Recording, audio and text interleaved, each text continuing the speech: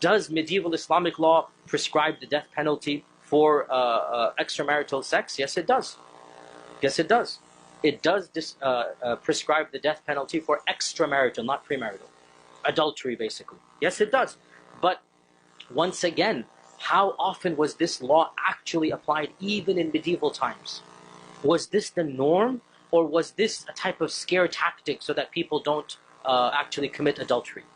Even according to our own medieval scholars, this law is actually meant more as something in the books to terrify you, rather than to actually implement. And it is very rare, even in medieval Islam, to come across these occurrences.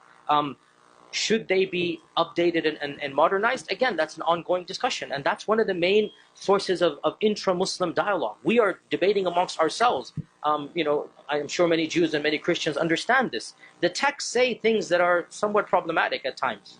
All religious people know what I'm talking about here, right?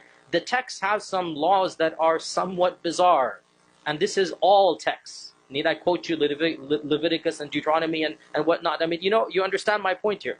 So Muslims do need to have that dialogue, and they are having it. But the claim that somehow this is representative of mainstream, or even worse, that this is somehow relevant to us American Muslims, I mean, that's simply preposterous. What has this act got to do with us here?